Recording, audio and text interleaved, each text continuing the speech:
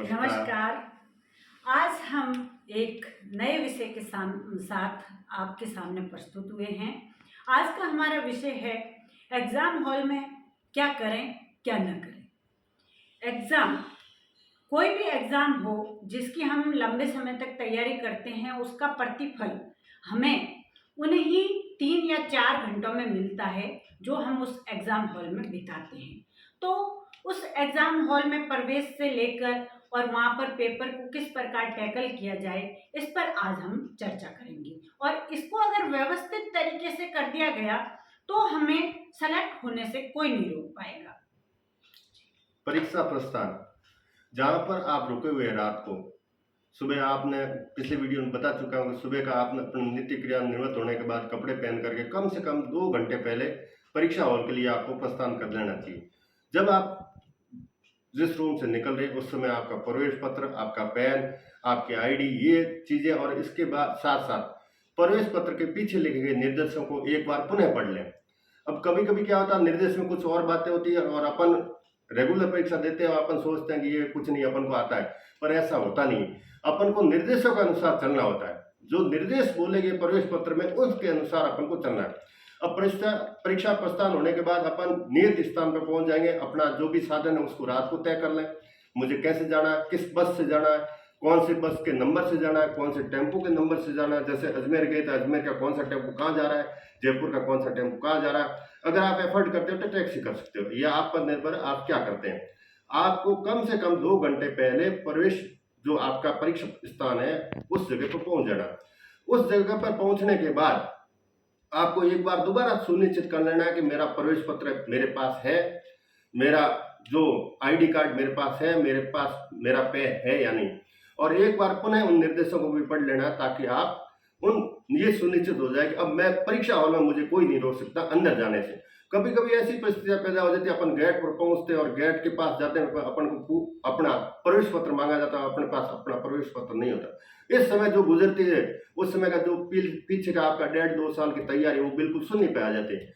ऐसी परिस्थिति अपन को पैदा ही नहीं करनी। इससे पहले ही आपको बिल्कुल तैयार होकर जाना, जिस प्रकार एक फौजी युद्ध के मैदान में जाता है और अपने हथियार लेकर जाता है, इसी प्रकार आपको तैयार होकर जाना है कि मुझे युद्ध ही लड़ना है और आज मुझे वो सफलता प्राप्त करनी है वो मेरे जीवन में टर्निंग पॉइंट पैदा करेगी। जी बिल्कुल। अब परीक्षा हॉल तक पहुंचे हैं तो अब परीक्षा हॉल में प्रवेश करने से पहले थोड़ा सा हम जहाँ खड़े हैं वहाँ थोड़ा सा अपने मन को शांत करें, एकांत में अपने, जैसे सर ने अभी बताया, अपनी चीज़ों को एक बार पुनः देख लें कि भाई मेरे पास सारे पेन वगैरह सब कुछ है, पेन चला कर देख लें और सब तैयारी करके और फिर परीक्षा हॉल में जैसे प्रवेश के लिए हमें कहा जाए तो नियत समय पर प्रवेश करना है। और प्रवेश करने के बाद अपने रूम तक रोल नंबर की लिस्ट के अनुसार प्रवेश कर लेना है आराम से, कोई वहाँ जल्दबाजी करने की आवश्यकता नहीं है।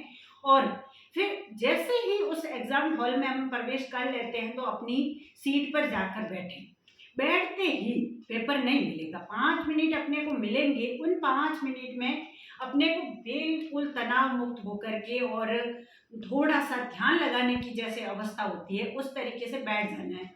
बैठ करके सोचना कुछ भी नहीं है, मन को बिल्कुल शांत गुड फील करना है कि मुझे सब कुछ आता है। सबसे बड़ी बात है कि मन में पूरा विश्वास हो, आत्मविश्वास अपना जितना मजबूत होगा पेपर उतना ही अच्छा होगा।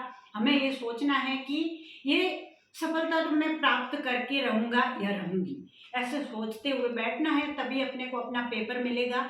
और पेपर मिलते ही जो सबसे मुख्य काम है वो है उस पेपर के नंबर और ओएमआर जो उसके अंदर है उसके निकाल करके आपस में उनके नंबर का मिलान कर लेना है कि सीट और पेपर एक ही सीरीज के हैं। सबसे पहला काम ये है। फिर हमें उस पेपर के ऊपर सबसे पहले रोल नंबर लिख लेने हैं और ओएमआर सीट जैसे हमारे वीक्षक कहते हैं वैसे उन दोनों को भर लेना है। पूरी जितनी भी फॉर्मेलिटीज़ है उनको भरना है और पेपर पर दिए गए दिशा निर्देशों को आवश्यक रूप से पढ़ना है, क्योंकि पेपर पर कोई अगर नई बात है तो उस 5 मिनट में हम उसे देख सकते हैं, बाद में हमें उससे संबंधित कोई परेशानी नहीं हो। और एक गलती अक्सर कई विद्यार्थी कर जाते हैं कि पेपर को 1 मिनट या 2 मिनट पहले पेन डाल करके हम खोल लिया जाता है पेपर। तो उससे अगर वीक्षक नाराज हो गया, उसने हमें डांटा किया, तो हमारी जो तैयारी है उसमें हमें तनाव महसूस होगा और हम उससे दुखी हो जाएंगे। इसलिए हमें क्या करना है कि उस पेपर को खोलना नहीं है, नियंत्रण रखना है कि 1 मिनट के बाद बेल बज जाएगी और हम पेपर खोल लेंगे। जैसे ही बेल बजती है पेपर खोलना है, पेपर खोल करके उसे देखना है, फिर आराम से उसकी आगे की प्रक्रिया देखनी है। अपने आप को शांत कैसे रखें अगर पेपर मिल गया? और स्ट्रेस मैनेजमेंट बहुत बड़ी चीज़ है। आदमी दबाव में इस प्रकार की गलतियां कर देता है, वो आप सोचते हो बाहर आते कि यार मुझे ये तो सवाल बिल्कुल आ रहा था। इस स्ट्रेस मैनेजमेंट का एक ही तरीका है। पहली बात तो आपको बिल्कुल शांत रहना है कि मुझे सब कुछ आ रहा है। अभी आप कुछ भी याद नहीं कर सकते, आप सोचोगे मुझे कुछ नहीं आ रहा तो उसका भी परिणाम कुछ नहीं मिलना। मुझे ये सोचना है कि मुझे सब कुछ आ रहा है, पर मुझे करना हुआ है जो सर्वश्रेष्ठ आ रहा है। अब करने के बारे में बात करेंगे, वो अगले में करेंगे। अब इस समय शांत कैसे रहना, इसके 2-3 तरीके आपको सामान्य से बताता हूँ। इसमें अगर आपको पेपर मिल गया और पेपर बिल्कुल टफ है, तो आपको क्या करना है? पहली बात तो पेपर को बंद रख देना 1 मिनट के लिए। पेपर को बंद करके फिर अपने आप को सोचो कि यार ये मेरे लिए टफ है तो सबके लिए टफ है। अगर पेपर बिल्कुल सिंपल मिल गया और आप बिल्कुल ज़्यादा उत्तेजित हो गए, तो भी आपकी गड़बड़ होनी। दोनों चीज़ों में गड़बड़ होती है, या तो पेपर ज़्यादा टफ होता है या पेपर ज़्यादा सिंपल होता है। हमारे साथ भी हुआ, सब विद्यार्थियों के साथ हुआ, मेरे साथ तो कई बार हुआ। अब पेपर टफ है तो आपको स्ट्रेस मैनेजमेंट ऐसे करना है कि आप सांस को खींचें, और सांस को खींचने के बाद अगर पानी वहाँ रखा है, इन्विजिलेटर जो है उनसे पूछे कि सर पानी मिलेगा क्या? पानी वो अपने आप पिला देंगे। आपको पानी पीना है। पानी पीने के बाद 1 मिनट 2 मिनट अपने आप को देना और कहना कि 3 घंटे वो मेरे सर्वश्रेष्ठ करने मुझे, और मुझे भी कैसे भी करके मुझे उत्तेजित नहीं होना। अब लंबी लंबी सांस खींचो या जो भी आपका तरीका है, या पेपर को पीछे से शुरू कर दो या आगे से शुरू कर दो, कैसे भी करके आपको एकदम पेपर की तरफ ध्यान लाना। आपका ध्यान पेपर के सवालों पर आना चाहिए, न कि आपके दूसरे सर्किल पे कि मेरा सिलेक्शन होगा या नहीं होगा, पेपर बहुत ज़्यादा कठिन है। अब आपको कुछ भी नहीं कर सकते। आपको ये करना है मुझे ये सवाल आए, उनको मैं अच्छी तरह से कैसे करूं। अब उन सवालों को करने के तरीके अगले नेक्स्ट वीडियो में बताएंगे अपन, पर ये शांत ही आपको आपका रिजल्ट देगी। अगर शांत रह गए तो आप सर्वश्रेष्ठ दे पाएंगे। जी। अब पेपर जब हम देने जाते हैं तब एक परिस्थिति हमारे सामने और आती है कि हम सब तैयारी करने वाले एक साथ मिलने वाले होते हैं, कुछ रिलेटिव्स भी होते हैं। तो कई बार उस एग्ज़ाम हॉल में अपने कोई जान पहचान के मित्र आ गए या कोई रिश्तेदार आ गए, तो हम उस समय या उस परिस्थिति को किस प्रकार मैनेज करें, ये बहुत बड़ी बात है।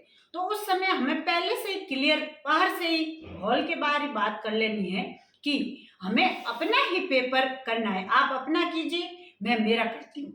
और इस परिस्थिति को मैनेज करना आवश्यक है, सामने वाले के लिए और अपने लिए भी, दोनों के लिए। क्योंकि जितनी मेहनत हमने की है उतनी सामने वाले ने की है, तो एक दूसरे को लेकर डिस्टरबेंस न होए, इसके लिए स्पष्ट रूप से कह दें कि आप पेपर के समय मुझे डिस्टर्ब न करें। पहले कहना सही रहेगा, बाद में पछताने की बजाय, क्योंकि ऐसी परिस्थितियां कई बार उत्पन्न विद्यार्थियों के सामने हो जाती है। जी सर। अगर इस प्रकार की परिस्थिति पैदा हो, कभी कभी क्या होते हैं, इन्विजिलेटर भी ज़्यादा होशियारी करते हैं, वो आपके क्वेश्चन को देखते हैं और दूसरों को बताते हैं।